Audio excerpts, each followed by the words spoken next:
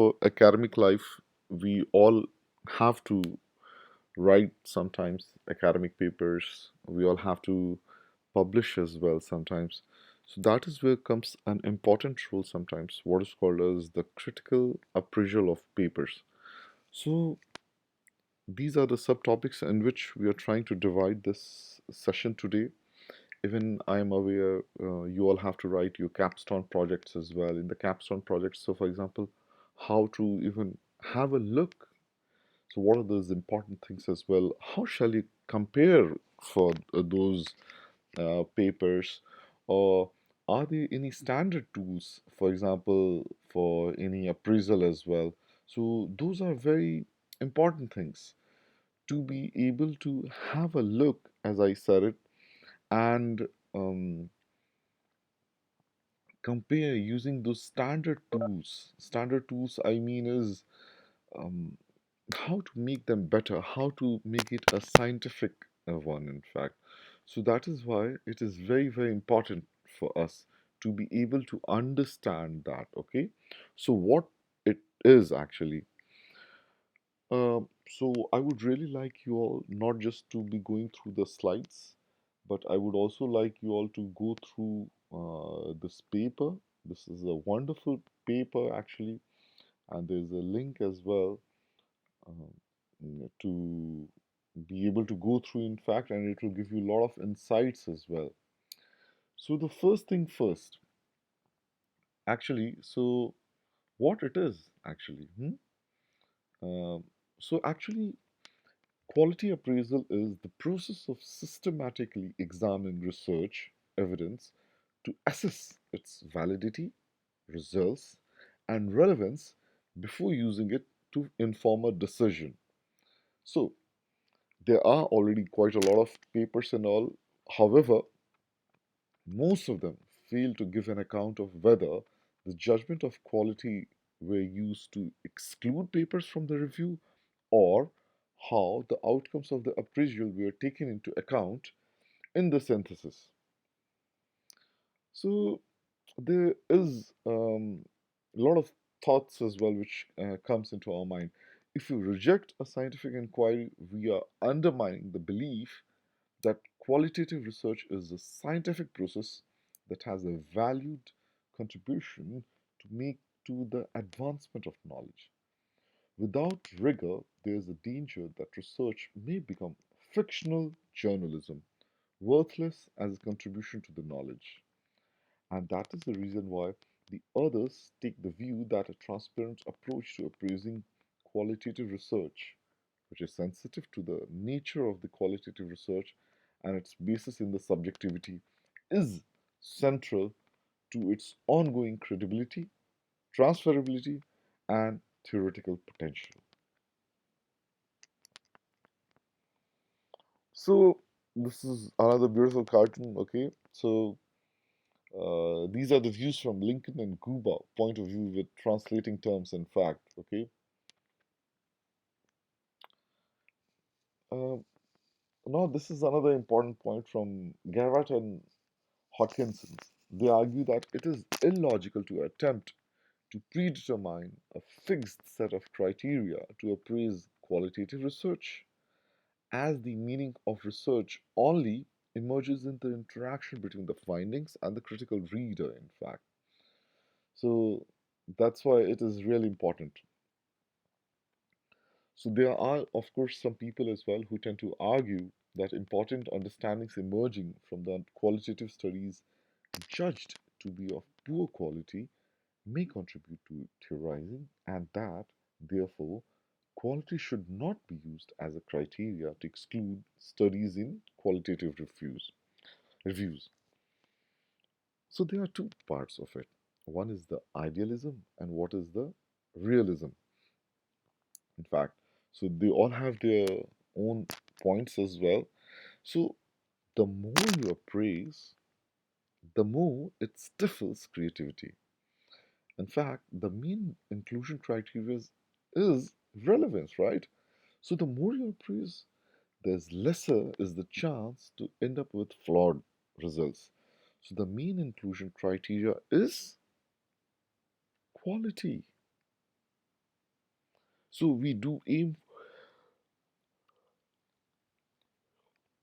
sorry, so we do aim. So ideally, we think for bias is like subjectivity is usually actively or creatively through the research process. However, reality is quite a lot different. So on the various parameters of bias, validity, and also reliability as well. So this is where the main point comes. Otherwise, you would end up with an agreement that makes it impossible for anyone to move further. I thought this picture is a nice metaphor of that could happen when you force an agreement between different parties of interest. So I'm a proponent of critical appraisal, both in and qualitative research, and also in quantitative research. I hope you can understand this picture. The place where it is not supposed to be, it is going to come up, right? So some people can find it quite a lot relevant to their daily life as well.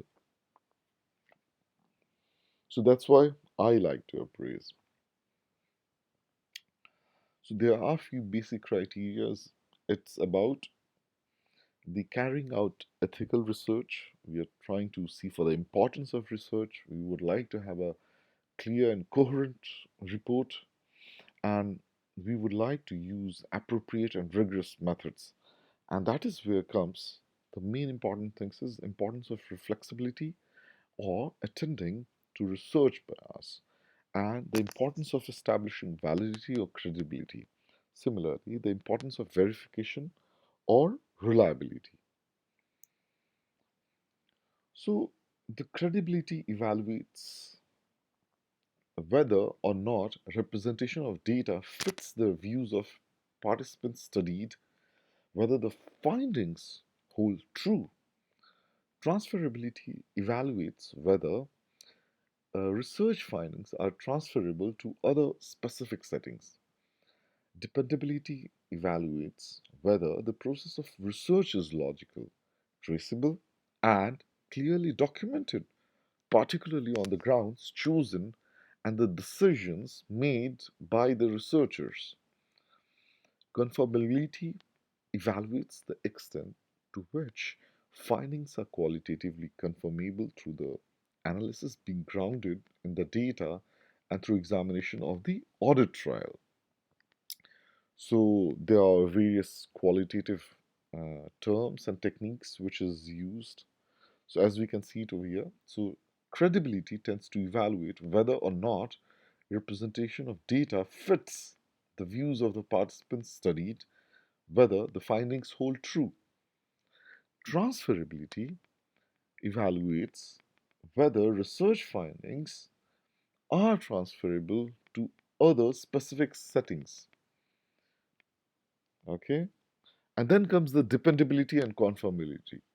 Dependability evaluates whether the process of research is logical, traceable, and clearly documented, particularly on the methods chosen and the decisions made by the researchers. And conformability evaluates the extent to which findings are qualitatively confirmable through the analysis being grounded in the data and through examination of the audit trail. So, what are the different stages? So, different stages, what happens is, as I was telling you, it does involve filtering against the minimum criteria. So, regarding the adequacy of the reporting details. So, for example, you have to limit the type of qualitative studies to be included to empirical studies with a description of sample strategy, data collection procedures, and the type of data analysis considered. But you must be able to exclude the descriptive papers, editorials, opinion papers, which are not so important, right? And the technical rigors of the study elements indicating their methodological soundness. Similarly, the next one is about paradigmatic sufficiency, which refers to researchers responding to data and theoretical consistency, in fact. Okay? So, about the technical appraisal stage, the important thing is it uses an appraisal instrument to look for indications in a study that adds to the level of methodological soundness of the study to determine the degree of confidence in researchers' competence to conduct research following established norms, in fact. So, um, that is where it comes for the importance of the checklist approach. So then what you try to do is you try to use a subsequent paradigmatic approach to judgment, which tends to refer to an evaluation of methodological coherence between theory and methodology or methods which are used to evaluate the quality and rationale of the decisions which are being made. Okay, so uh, how to determine the validity in qualitative research. So what happens is there's a wonderful study which is already done about it, and so some of the authors has been discussing the value of validity in qualitative research and comparing the critical appraisal instruments ability to evaluate validity. So for the next minutes we'll talk you through some of the debates on the concept of validity in qualitative research through the criteria that are commonly used to evaluate qual qualres and to the extent to which those appraisal instruments evaluate validity.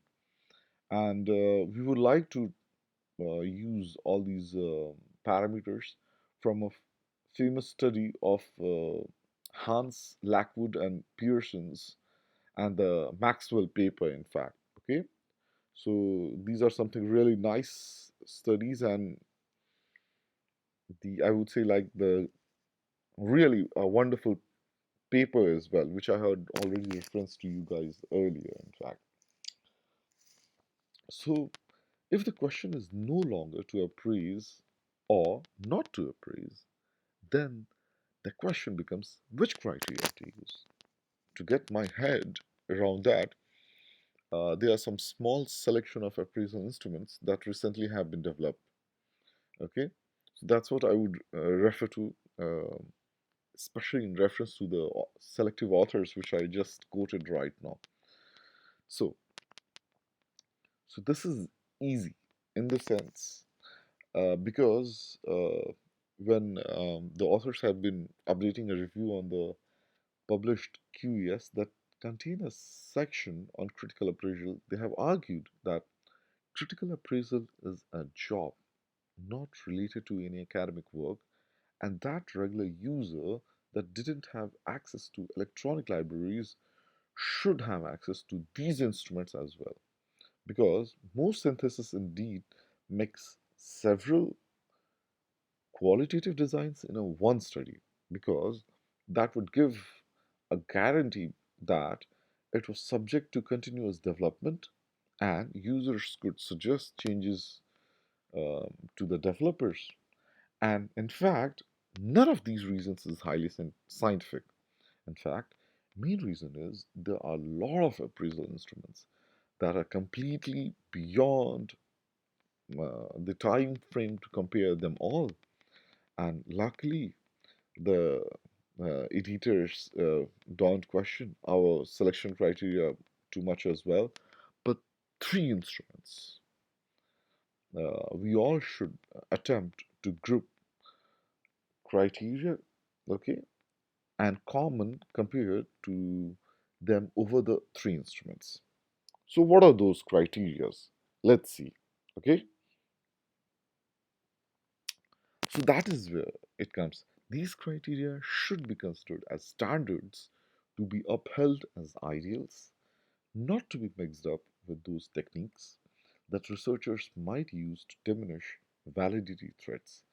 This could be the focus of yet another discussion, As you can see, there are some criteria for which there is a little discussion as to their value in the context of critical appraisal, which is a clear description of the data collection procedure, the data analysis procedure, and also the findings.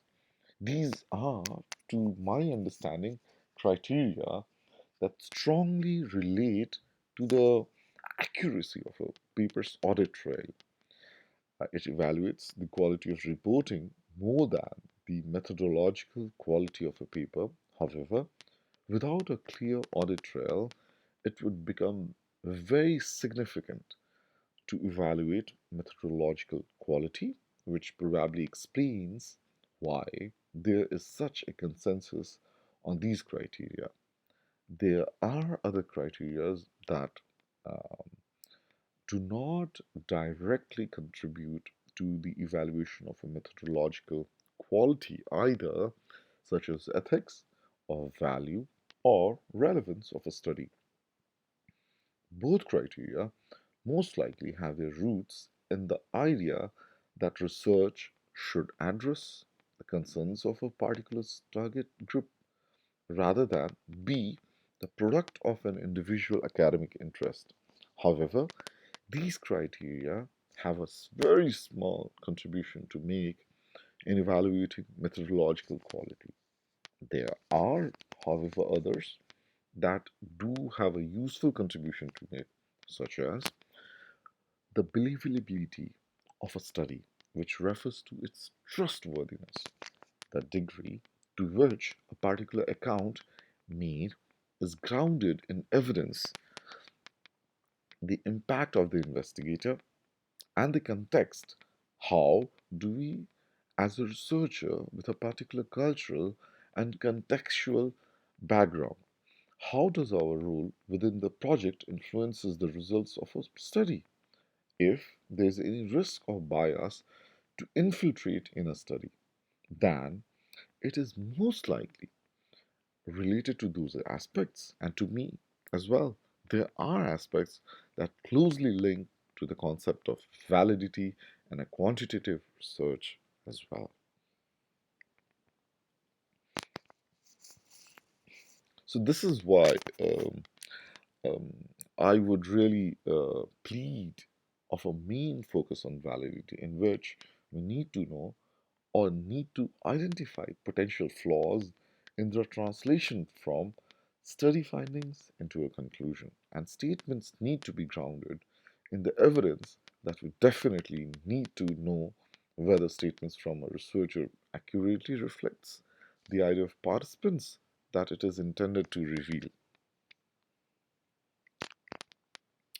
So now coming to the next point, as we can understand, validity does have many faces, especially in qualitative research. In fact, the framework from Maxwell has really served well in linking the criteria to the concept of validity.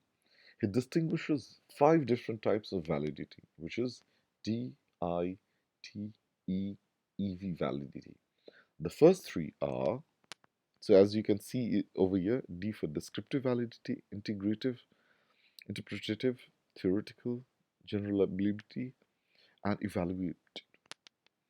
And we have included some techniques that authors could report on to diminish the threats to validity purely for your information. G is a concept that is not as crucial to equal research as it is in quantitative research, but somehow qualitative researchers are interested in the transferability of their findings to other settings, target groups, etc. So it has a role to play, but it isn't an essential role. E isn't a central either, because there is only a minority of researchers that could actually judge or try to justify their results in terms of whether something is right or wrong. Although in some reports it is included as a sort of reflexibility exercise from the researcher. So the criteria identified in the instruments gently line up these different concepts of validity. This table also shows the GBI and ETQS instrument appear more frequently when discussing the aspects of validity.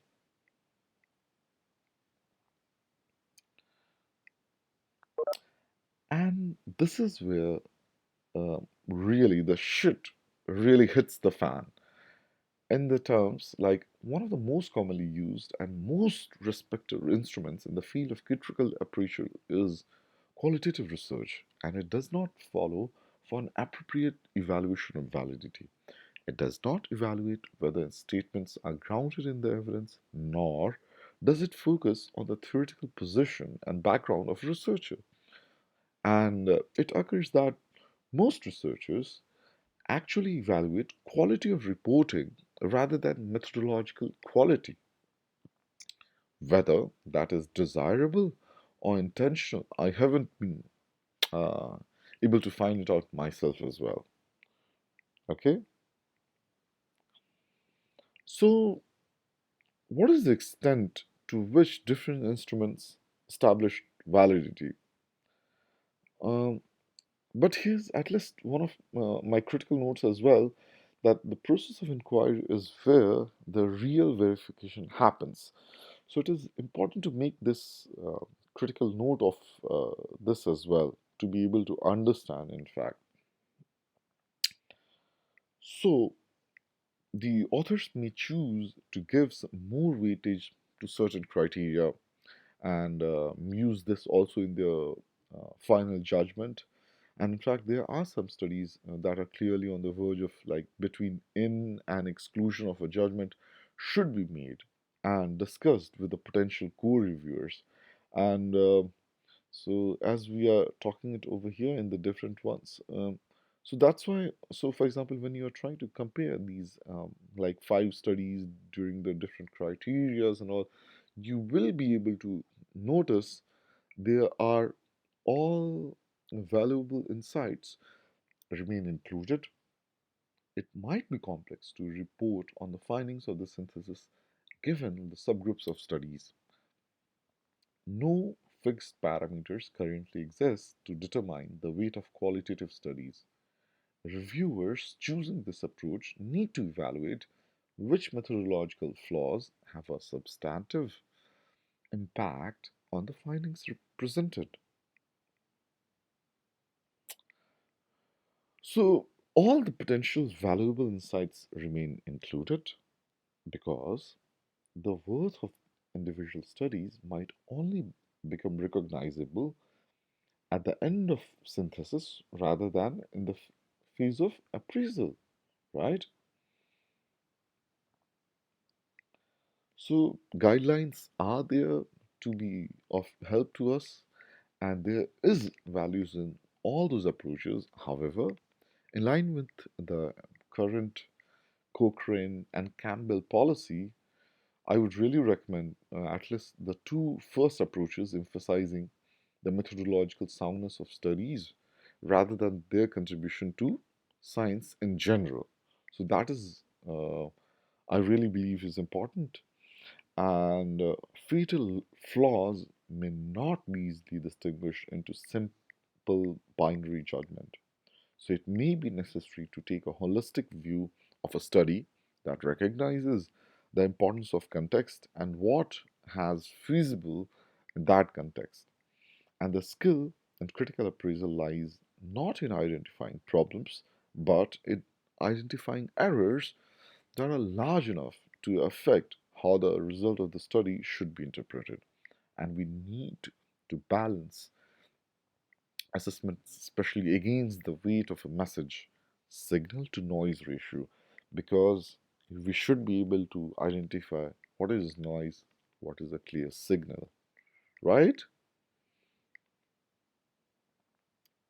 So, as I was already telling you, so these are the ones which should be taken clear, in fact. And there was a very important study in July 2009 to provide participants with a better understanding of what is meant by each criteria to complete the critical appraisal and fact.